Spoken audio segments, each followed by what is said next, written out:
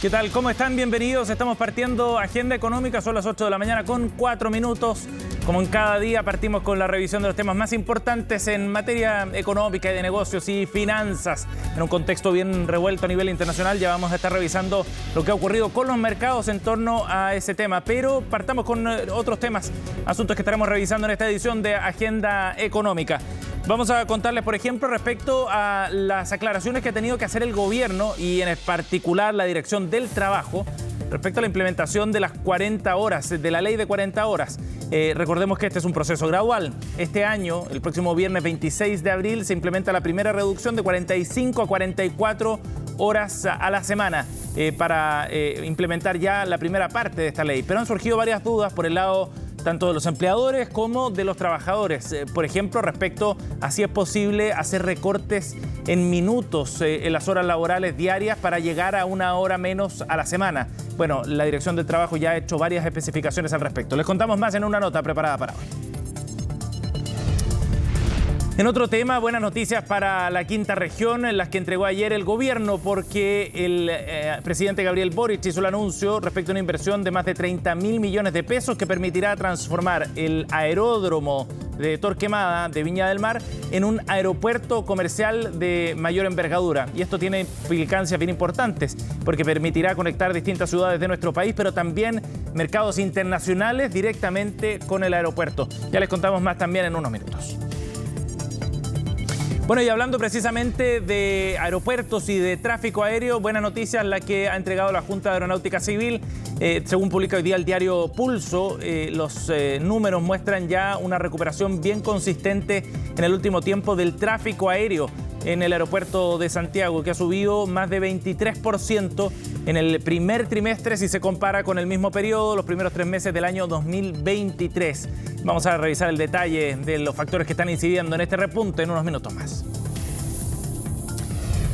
Y en la entrevista de hoy vamos a conversar sobre el Bitcoin, acaso la criptomoneda más popular en el mundo, que está viviendo unas jornadas bien importantes, de mucha expectativa en el mercado, fundamentalmente por el proceso del halving. ¿En qué consiste este proceso? ¿Qué significa también para el precio del Bitcoin?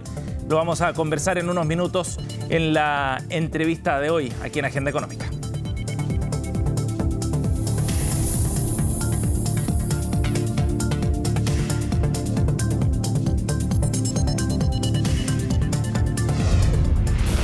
Bien, 8,7 y en un momento bien particular desde el punto de vista de los mercados financieros, cuando la incertidumbre que se ha generado en Medio Oriente está provocando algunas tensiones también y reacciones en los mercados más convencionales, digamos.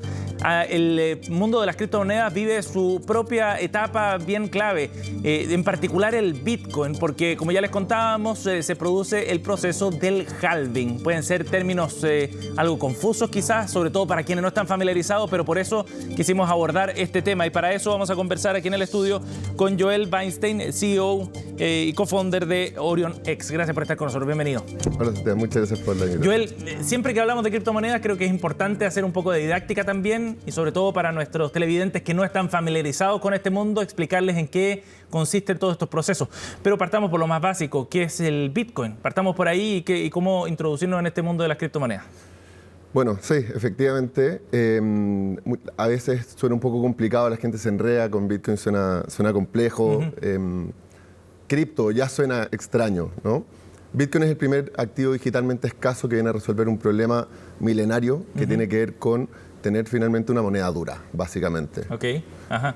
Y es una moneda digital en ese sentido, ¿no? Claro, es el primer activo que es digitalmente escaso, que uno puede además tener su propia autocustodia. De alguna manera lo que nos permite es poder vivir teniendo la propiedad de nuestros activos y no tener que custodiarlos con un banco, con un depósito central de valores y no tener que confiar en un tercero, básicamente. ¿Y cómo se logra ese proceso? ¿Cómo se genera esa confianza, digamos, sin depender de ese tercero entonces? Bueno, ese es el gran problema que resuelve Bitcoin con el paper que se publica en el 2008. Y bueno, resuelve un problema milenario a través de la tecnología y lo hace a través de la criptografía y la tecnología blockchain. Ok, perfecto. ¿Qué es lo que permite el blockchain en la práctica para poder desarrollar el Bitcoin?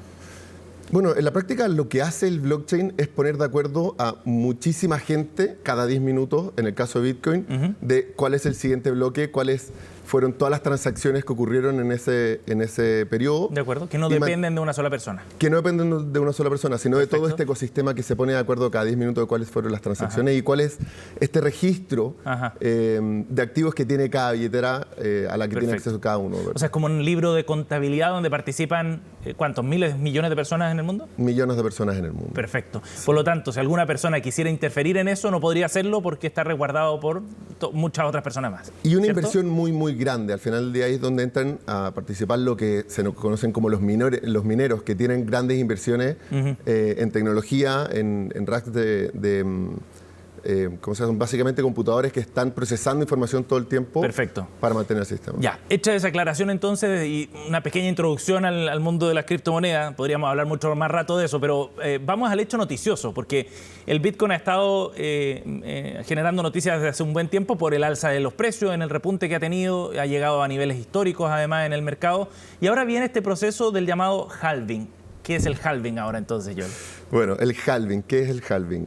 Como decíamos, hace 10 minutos se crea un nuevo bloque y este nuevo bloque genera una recompensa para los mineros. ¿Ya? El 2009 eran 50 Bitcoin en cada bloque, cada 10 minutos. Ok. Y con cada halving, ese monto se reduce a la mitad. La recompensa. La recompensa. Perfecto. Se pasó de 50 a 25 y ahora estamos pasando de 6.25 a 3.125. O sea, se redujo de 50 en un comienzo a 125 en este nuevo halving. Perfecto. La recompensa que le llega a los mineros, que son los que van... que sostienen este ecosistema. Claro, y van generando los nuevos bloques, ¿no? Exacto. Perfecto. ¿Por qué es relevante esto? ¿Por qué es tan importante? ¿Por qué en el mundo de las inversiones y sobre todo los que siguen las criptomonedas están pendientes del halving? ¿Qué efectos tiene? Bueno, es justamente eso. Lo que hace que este sea un activo inflacionario es que tiene una cantidad finita, van a haber 21 millones, hoy ya estamos alrededor de 19.700.000. Una cantidad finita de Bitcoin. De Bitcoin. Perfecto. Exacto. Y en este halving lo que pasa es que la emisión, digamos, la inflación de Bitcoin se va reduciendo, por lo tanto la nueva oferta se reduce, hay menos Bitcoins nuevos en el mercado, por lo tanto esto genera una presión al alza en el precio, básicamente. De acuerdo. ¿Y qué pasa si es que hacemos el paralelo, por ejemplo, con el dólar? Porque tú dices, hay un número finito de Bitcoins que está establecido de esa forma, el sistema nació así, 21 millones de Bitcoins. En cambio, en el dólar hemos visto que Estados Unidos imprime en la medida en que necesita para su economía, ¿no? Y ha entrado mucho más dólares al mercado en los últimos años. ¿Cómo podemos explicar ese paralelo y de los efectos que tiene sobre todo? Bueno, es lo que decías tú. O sea, en los últimos años se han impreso entre el 30 y el 40% de los dólares que se han impreso en la historia. Originalmente el dólar estaba linkeado al oro, lo que se llamaba el patrón oro. Claro. Eso se rompió en los años 70. Sí.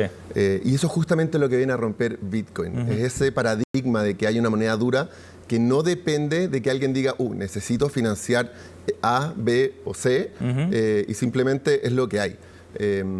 Y es esa tranquilidad y esa claridad que entrega Bitcoin, que es justamente lo que no entregan las monedas fiat como el dólar. De acuerdo. Ahora, quienes nos están viendo y no han invertido nunca, no han usado nunca el Bitcoin, entonces, desde ese punto de vista, ¿para qué serviría el Bitcoin a las personas que nos están viendo y que no están familiarizadas en nada con este tema?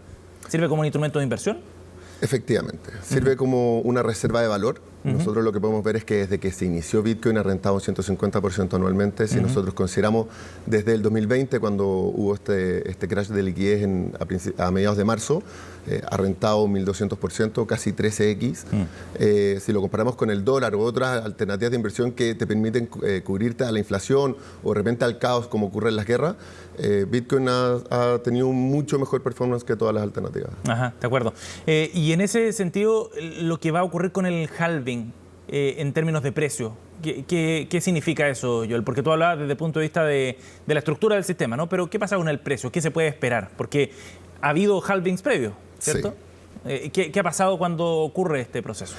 Bueno, en cada nuevo halving hemos llegado a un nuevo máximo histórico y lo interesante es que como cada vez tenemos una capitalización de mercado más grande, la volatilidad también ha venido disminuyendo. Ahora con la entrada de los ETF de BlackRock, Fidelity y otros, lo que nosotros esperamos es que esta volatilidad siga disminuyendo y podamos ver un nuevo máximo histórico, pero con ciclos, nuevos ciclos, donde la volatilidad disminuye, tanto para abajo como para arriba, digamos, permitiendo también la entrada para nuevos inversionistas que son los que han temido por esta volatilidad de los últimos 10 años de Bitcoin. Sí, claro, porque uno veía de repente que el precio bajaba con mucha fuerza, después subía, después de la pandemia, por ejemplo, y ahora ha llegado a estos niveles históricos. ¿Se espera más estabilidad entonces después de cada uno de estos halving?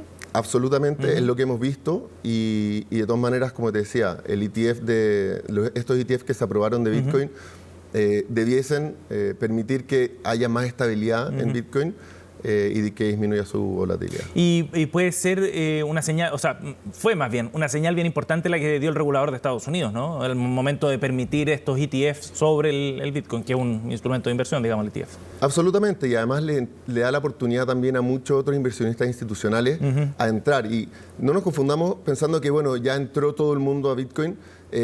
Hoy día se abre la puerta recién para que muchos bancos de inversión, fondos de pensiones, puedan hacer su propio due diligence para definir sus posiciones estratégicas en Bitcoin en el largo plazo. Eso va a tomar tiempo, por lo tanto esperamos que sigan entrando capitales a estos ETFs de Bitcoin. Joel, ahora estamos hablando del Bitcoin, pero hay otras criptomonedas también. ¿Esas criptomonedas también vienen en su propio proceso? ¿Este halving es solo para el Bitcoin? Cuéntanos un poco sobre eso. Bueno, efectivamente cada una de las distintas criptomonedas tiene sus propios procesos, pero Bitcoin, al ser la más importante y la que tiene mayor capitalización de mercado, es la que lidera y es la que va marcando este ciclo de las criptomonedas. Y típicamente lo que ocurre es que primero hay una alza en el precio de Bitcoin, después eso se traduce en un alza en el precio de las alternativas, de las altcoins, como se le conocen, de mayor capitalización de mercado, Ethereum, Solana, Ripple y otras. Y después viene lo que se le llama como la alt season, donde hay una tercera bajada de capital a las alternativas que tienen menor capitalización de mercado, que son típicamente las que generan también mayores retornos. De acuerdo. ¿Cualquier persona puede invertir en Bitcoin?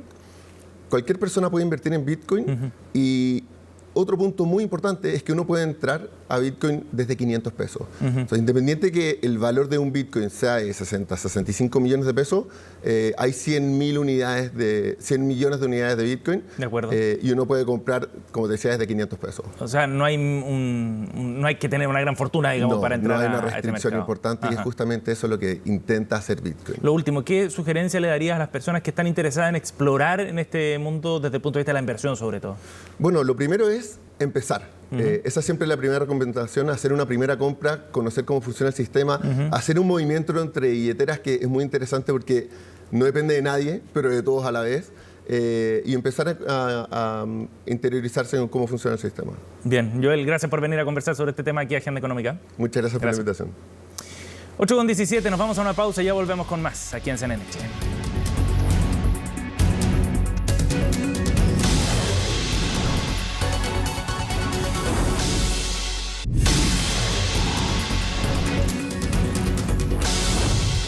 Bien, estamos de vuelta, son las 8:20. La próxima semana, viernes 26 de abril, comienza la implementación de la nueva ley de 40 horas.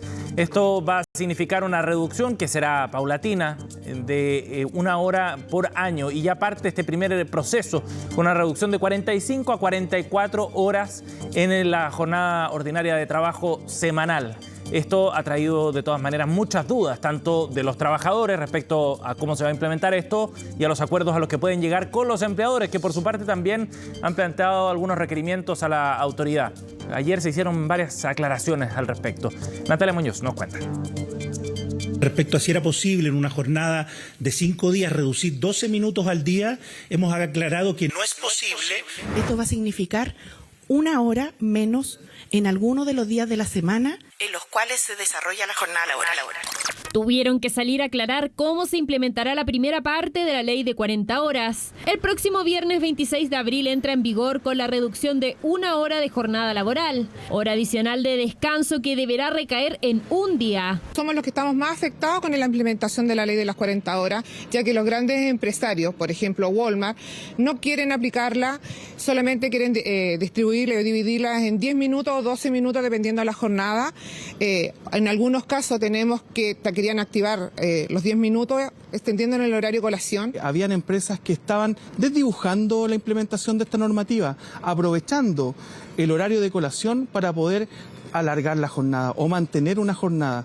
Necesitamos que esta ley de 40 horas tenga un resultado, que esta ley tenga una implementación correcta. Son las denuncias de los representantes de trabajadores, donde algunas empresas buscaban repartir la hora menos de trabajo en hasta 12,5 minutos diarios en los 5 días de la semana. La Dirección del Trabajo emitió el dictamen 235, enfatizando en esta hora que debe tomarse un día a la semana y que no incide en nada relacionado con la hora de colación. Dichas vulneraciones a la franja horaria serán sancionadas. Simplemente para que efectivamente las personas tengan una hora al día libre, una hora al día menos de jornada laboral.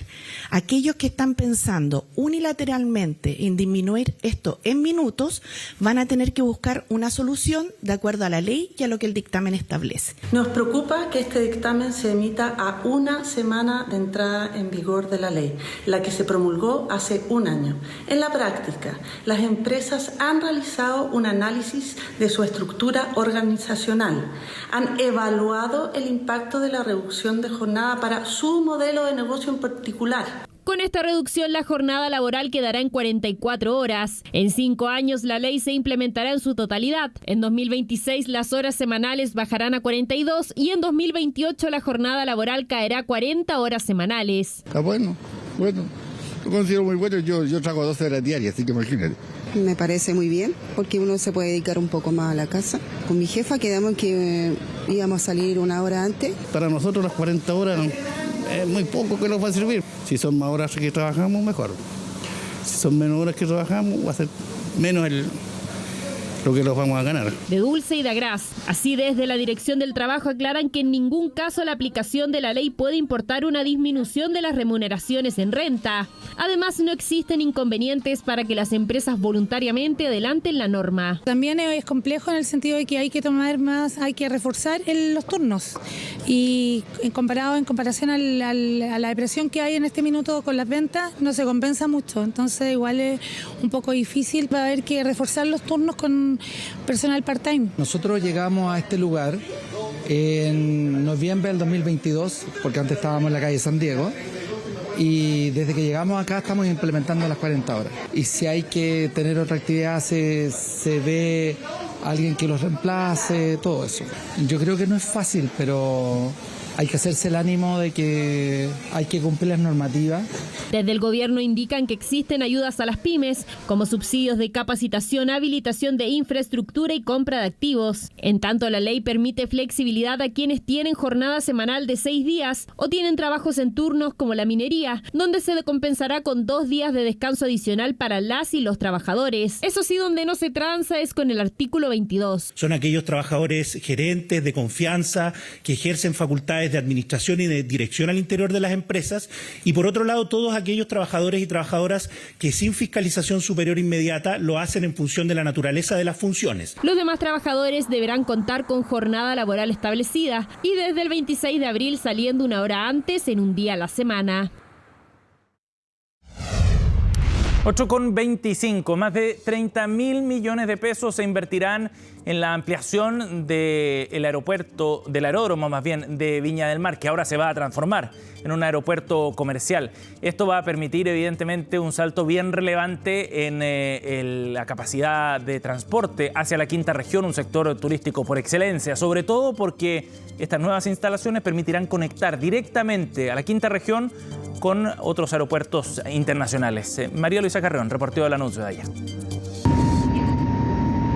¿Qué le parece la idea de conectar este paisaje de la región de Valparaíso con otras zonas del país e incluso con Argentina? 100, 50, 40, 30, 20, retard. Hemos aterrizado cuando son las 9 de la mañana con 28 minutos.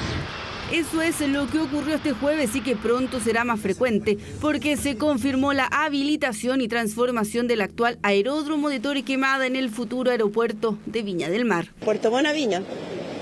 Yo vivo en Puerto Vara, así que sería bueno. Sería pues como una oportunidad de tener una mejor conexión entre varias ciudades de Chile. Obviamente cualquier aeropuerto que habiliten en cualquier ciudad de otros países pues permite que los viajes sean mucho más cómodos. Lo encuentro fantástico. ¿Realmente en Concón? Yo vivo en Concón.